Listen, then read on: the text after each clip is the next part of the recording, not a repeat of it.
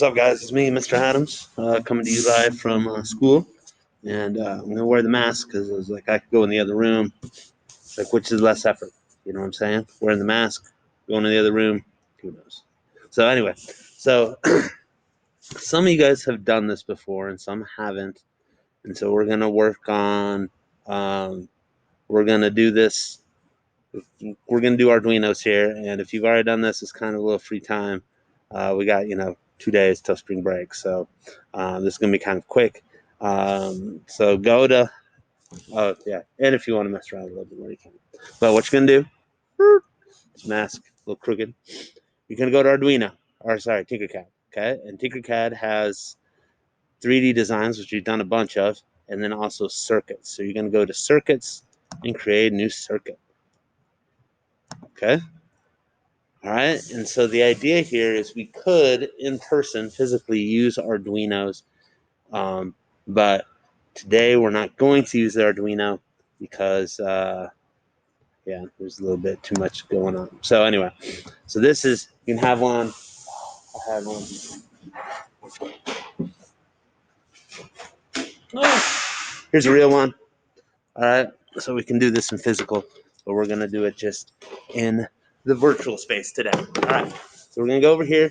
We're going to pick two things first. We're going to pick an Arduino.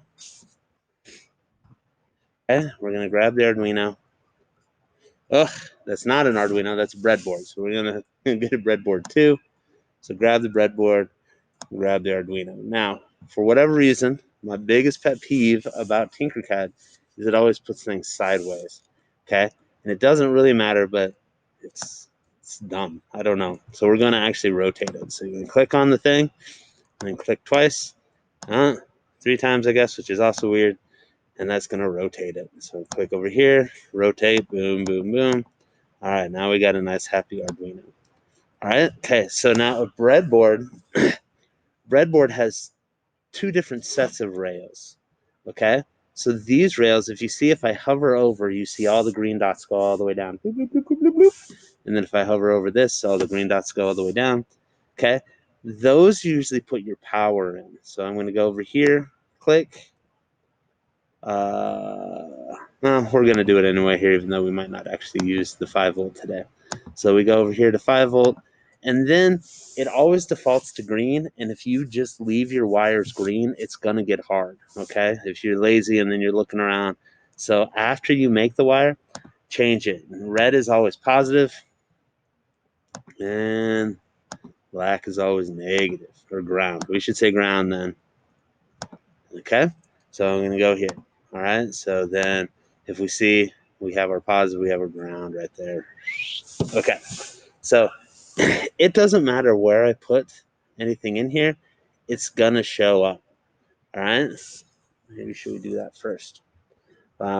Sure. Let's do that actually. Okay? All right. So if we want, we can take a light. Now we're going to take an LED, and my daughter calls it LED. Oh, I don't know what happens there. Okay. So an LED, we're going to grab an LED right here. Okay. And the LED has this side.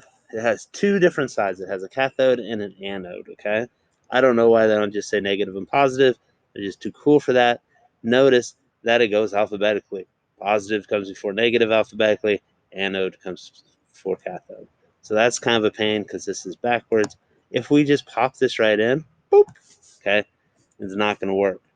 So now we could rotate it. Maybe we'll do that. All right. So now what we've done here is we have stuck in a light bulb into 5 volts. All right. So then when I click start simulation, it's going to run it. And then we just popped, we exploded our LED because the LED can only handle 20 milliamps. And we just gave it 5 volts, which volts and amps are a little different. Oh, well, actually, I guess it says right there. We gave it 483 milliamps, and it can only handle 20 milliamps. So we can't do that. So we got to stop our simulation here. And what we can do is we're going to rotate it again. In fact, I'm going to rotate it all the way around here. We're going to put what's called a resistor in there. Okay? So we're going to take our wire, And then this is the negative side, so I'm going to put this in the negative rail.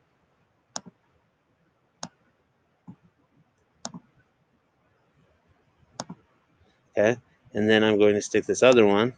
Oh, now we're going to use what's called a resistor. All right, and I guess I should explain what amps are. So a resistor or amps, think of electricity as water flowing through a tube. Okay, and amps is how fast that water is shooting. If you've ever seen, I don't know if you have a power washer at your house or if you've ever seen one, it does not push a whole bunch of water through there. I could take my hose, and if I just hold the hose with nothing on it, there's going to be a bunch of water come off, but it's not going to really spray anything off your deck. When you use the pressure washer, it scoots up that pressure a lot and creates a lot higher pressure, and then that way you can use a lot more. Okay, that's what amps does. We essentially did 20 times more pressure than this light bulb could handle. That's why I love. All right, so resistor is going to keep that pressure down. So we're going to put that resistor on there. All right. Okay, so we're going to take our resistor. We're going to put it into the positive. We got the positive rail. Okay, and then we have variable resistance. So if I click right now, run like this. Okay, the light works, which is good. All right. We have a lot of amps. I wonder if we hover over, does it say? No.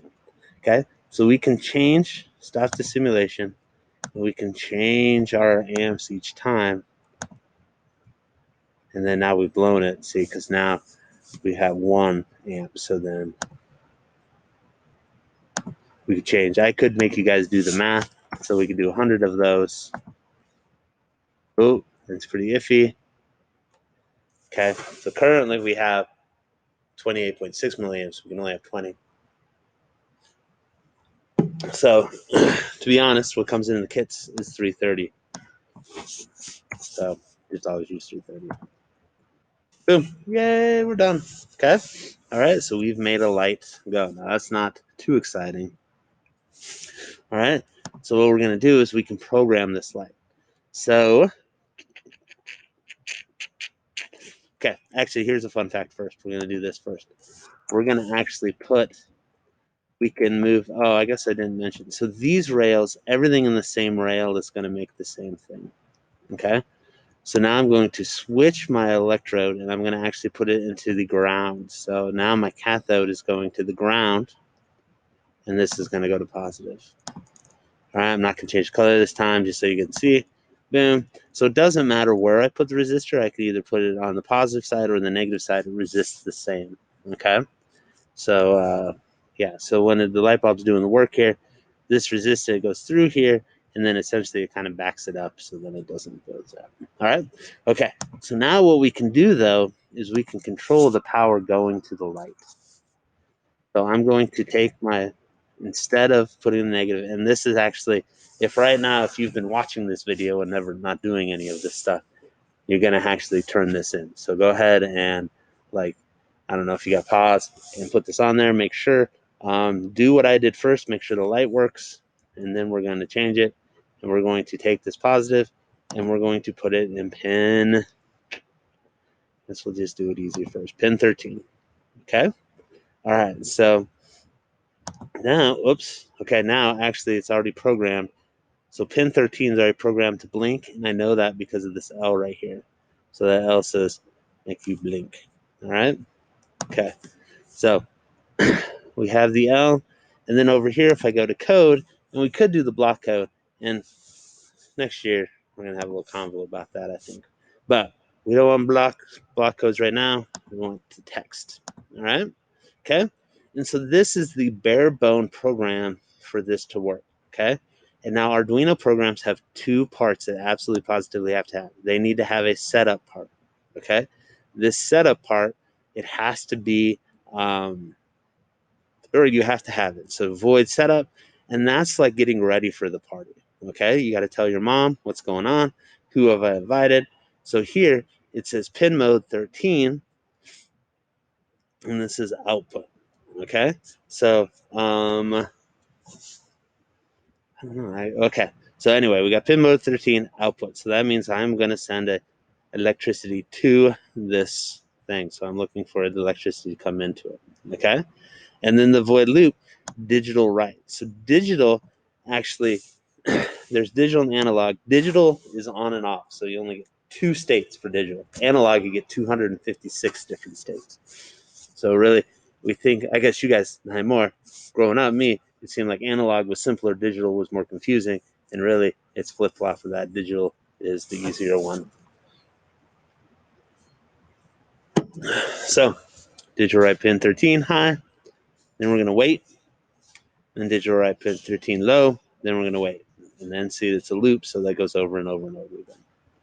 All right? Okay, so if we wanted to add another light, let's say yellow light here, I'm going to actually, since I need one, I'm going to grab a resistor first. Okay? And then I need an LED. Oops. I don't know why it does that every time. Okay. And then notice we can change the color if we want, which is kind of fun. Blue's not very fun though. Pretty cool with the LED lights around the room. But okay. So then here, gonna go put this over here. Boom. Gonna move this over. 330 ohms again, if you remember. Okay. And now we're gonna put this, remember, in the negative. And then so the other thing is I can put as much as I want in the negative rail, and it'll always go to the same spot. Okay. So then our positive one is going to go to pin 12. All right. So in fact, I guess if I wanted, no, I'm too lazy to do that. Okay. It doesn't matter which hole it goes into. All right. So now for my code, now I got to let my mom know that I invited someone else to this party. So I need to add another pin mode here. So I'm going to go pin mode, and I'm going to add a 12. And I want output. Okay. So now I've said, hey, guess what? I'm not just using pin 12. I'm using pin 13. Okay. And now if I'm super lazy, I can just copy all of this. Control C. I can paste it. Control V. And then I'm going to, instead of pin 13, I'm going to do pin 12. Okay. So now it's going to turn this one on, and this one on, and this one on, and this one on. Okay. So what I want you to do is put one more light on there. And I want you to get, let's do, okay, hold on. I'm going to show you what I want.